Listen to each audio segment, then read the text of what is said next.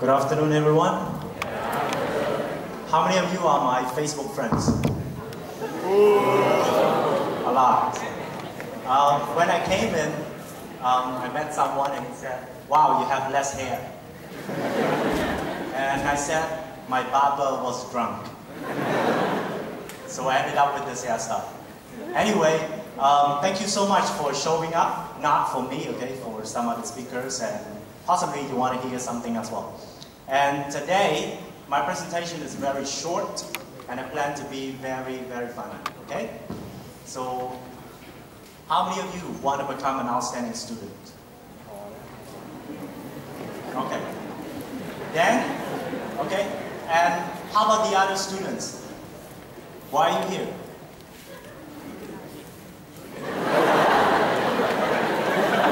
Why are you here? This is a very important question, you know. Sometimes, not all of us want to become an outstanding student. Am I right? Not all of us.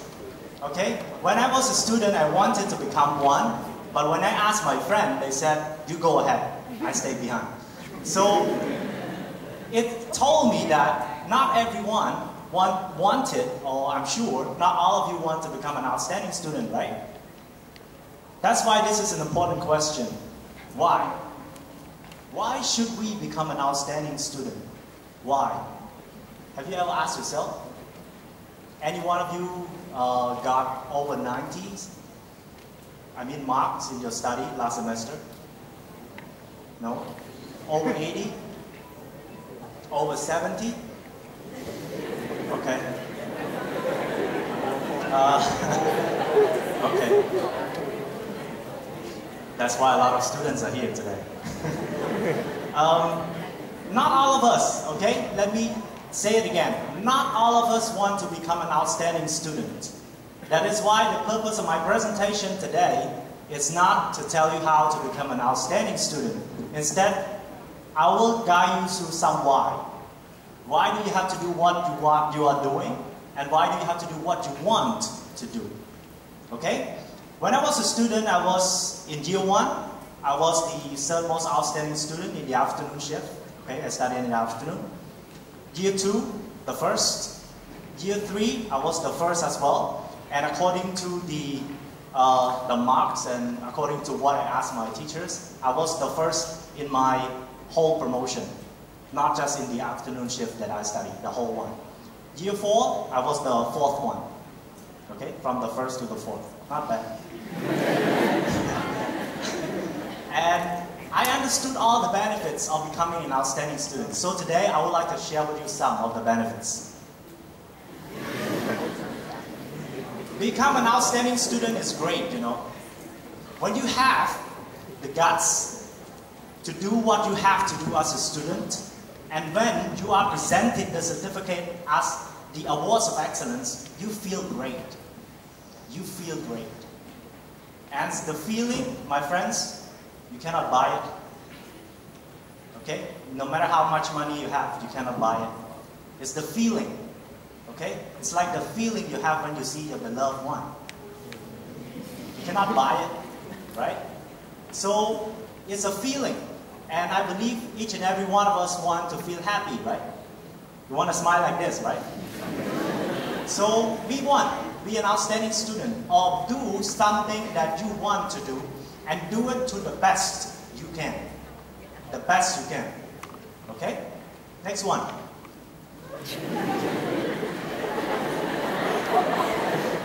I get this picture from Canada. Thank you. You know, the feeling of becoming an outstanding student is great. But not all the time people like us. Right? Sometimes, you know, you walk into the classroom and then you want to talk to your classmate. "Oh, I have this certificate." And then you can see the face. You can see their face. They look like this. They look like this. And you start to ask yourself, so why? Why should I have this certificate? You know, the answer is very simple. When you can do something great, your mentality is strong as well. Am I right? For example, some of you walking in, if you score below 50, you may walk like this. But for some who score 90, you walk like, you walk like Bruce Lee. You're confident, okay? You're not fearful of anyone. And that's the feeling as well. It feels great, okay? Third benefit. And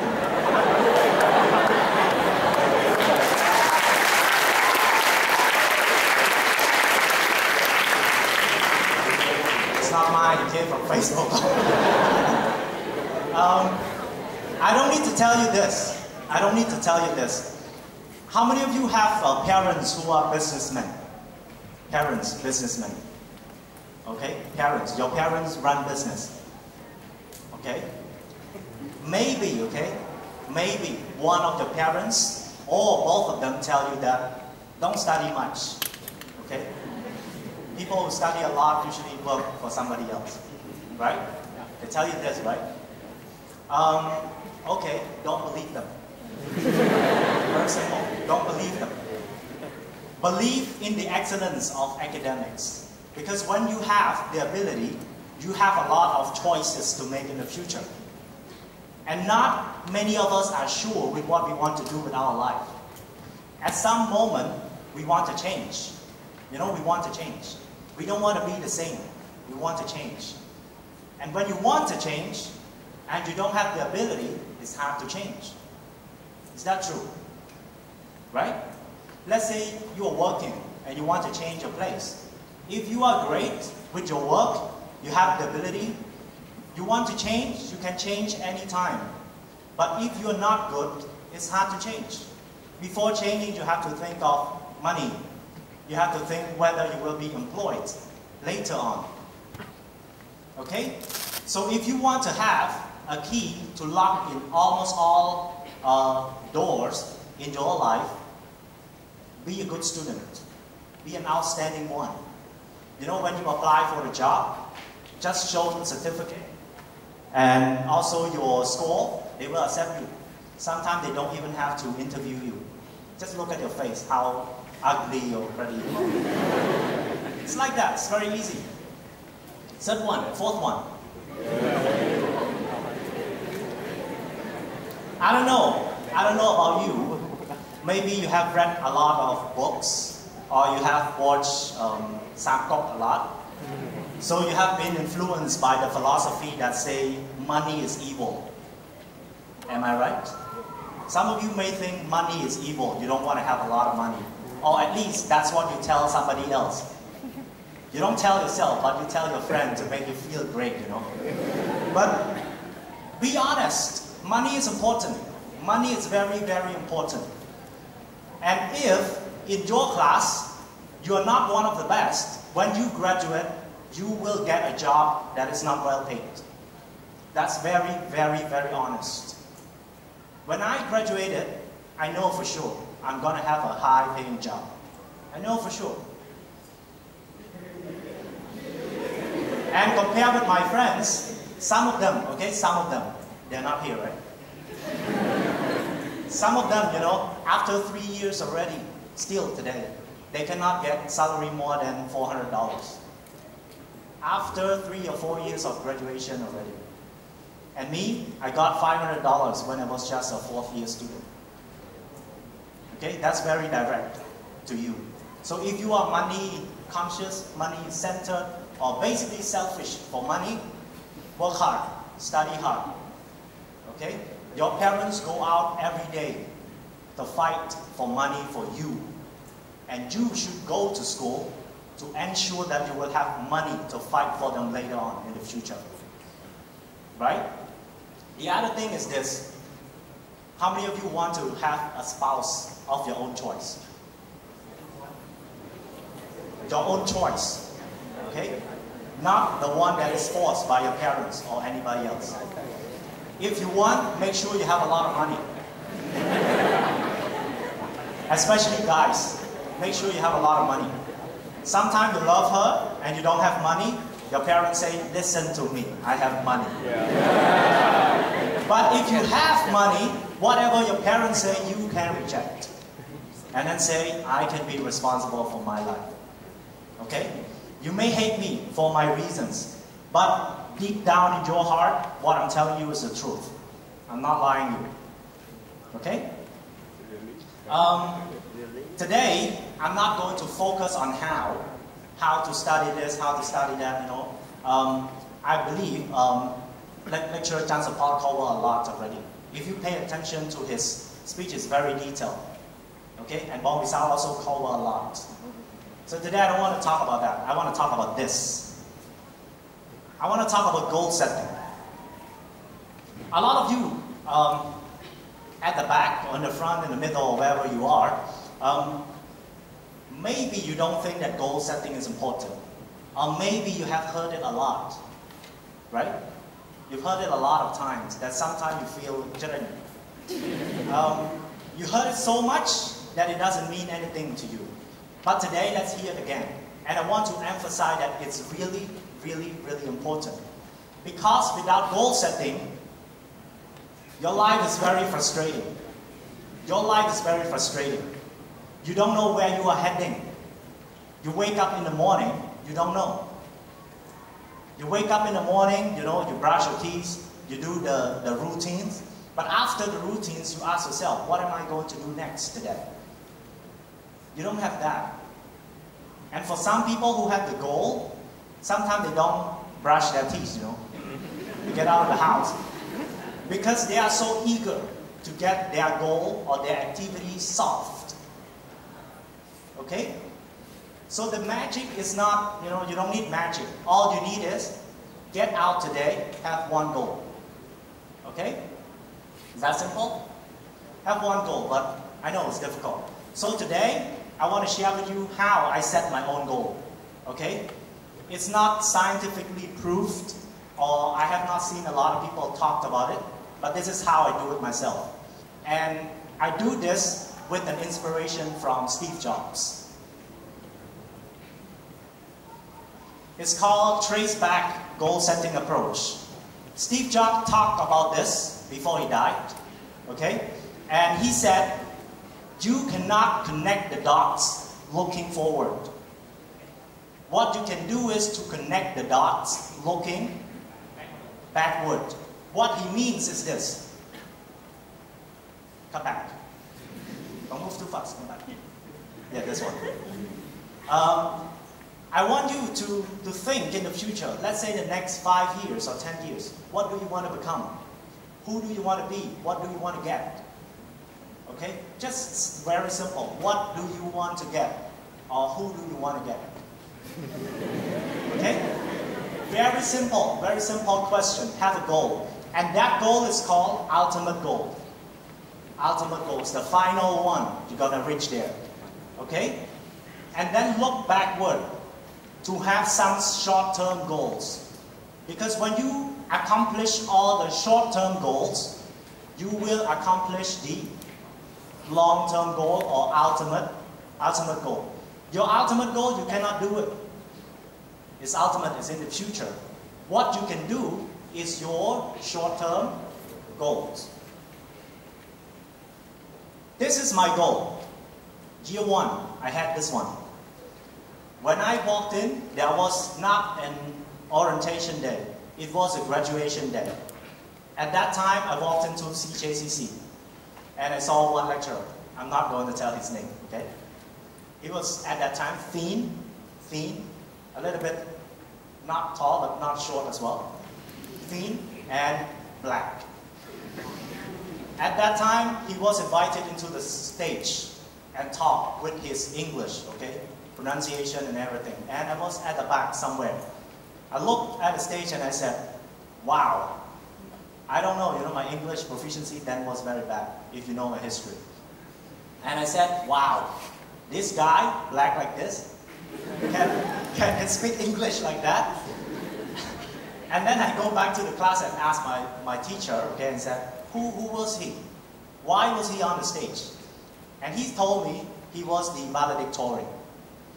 He was the best in his promotion, in his study year, okay? Then I told myself, if he's black, he can speak like that, I'm white. I can do that as well. Okay? Not discrimination, just a joke. So this is my goal, my ultimate goal, my 4-year goal at IFL. I just said this. I want to become a valedictorian. Okay? And if you want to become one, go back to your class, ask your teacher how to become one. Okay? Move on. And this is what I found out. To become a valedictorian, you have to be the best in your promotion. Okay? And at that time, again, I was the 4th one, but in terms of people who paid the money, not the scholarship, I was the best one. Okay? Among the 700 students, I was the best one. And the second one is be the best public speaker. That's why I joined IFL Debate Club. That's very simple. Everything was planned. Okay? Not accidental and not forced as well. Everything was planned based on the ultimate goal. I had my ultimate goal too. If you don't have it, right now I can assure you that you are walking into your classroom feeling bored almost every day. Sometimes you don't know why you're sitting there and listen to the guy. The guy here, I mean the teacher. Okay? Sometimes you don't know. And I believe all of you in the debate club, the same thing. Some of them right now, you know, they may say, I'm in the debate club. But why? Why? Okay? Do you want to be kakada or you have other goals? So, again, why? Ultimate goal, why? And then break it down. Okay? Break it down to smaller goals. Smaller goals. Let's say goal for each year. And then smaller one, even smaller one, goal for each month. Okay? And then smaller one, goal for each day. And don't care about the goal that you set 4 years later. Just care about the goal that you set for today. Complete the goal that you have today. You will succeed the end goal. It's very simple. Okay? You know why I don't care much about how? You know why? Because I believe all of you know it. Speak the truth to yourself. How many of you don't know that procrastination is bad? You know it, right? But sometimes why do you still do it? Why? Because you don't know why. Okay? That's why go back home, ask yourself a lot of whys. Not how. Nobody can teach you just 15 minutes and then you go out become Superman or Superwoman. No. Okay? So, I have to end my speech, okay? 10 minutes, and I know some of you, maybe you're gonna say this stuff. Okay, actually I want to have the one with the picture of the monk.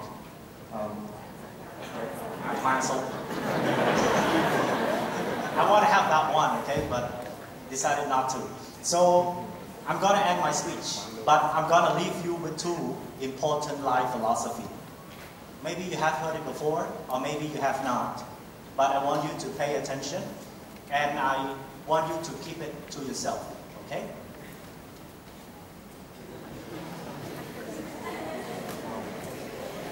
You know, to me, success is like going to the toilet. Okay? It's like going to the toilet, whether you check your PP or not. Okay? It's like going to the toilet. You can have somebody else carry you in. Okay? You can have somebody else carry you in. You can walk in, can crawl in, can run in. But in the end, in the toilet, only you have to do it. No one else can do it for you. Right? No one else can do it for you. Right now, you're sitting to your friends. You may say, my friend is great, and they're going to help me to pass the exam. But realize that on the exam day, it's you. No one else can do it for you. Okay? So success is like going to the toilet. At the end of the day, it's you. I'm not telling you to be selfish. I'm telling you to be self-conscious or self-centered. Think about yourself. Okay?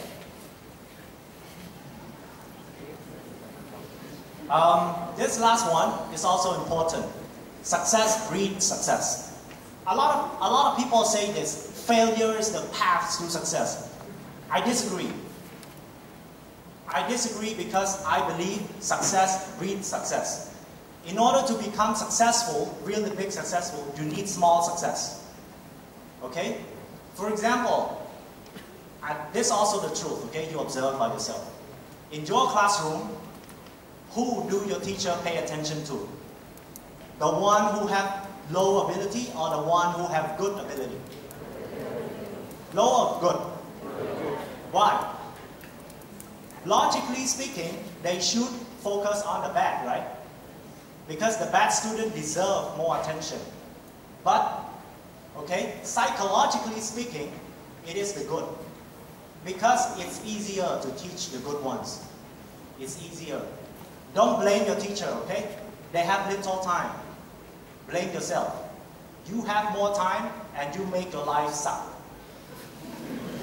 Okay? Blame yourself. So if you want to become really successful, show first that you can be successful as well. And people will help you to be successful too.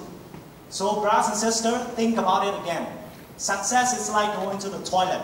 You have to do it. And when you do it well enough, other people will help you to get even more successful. Thank you. Thank you, Mr. Sapomina, for your incredible speech.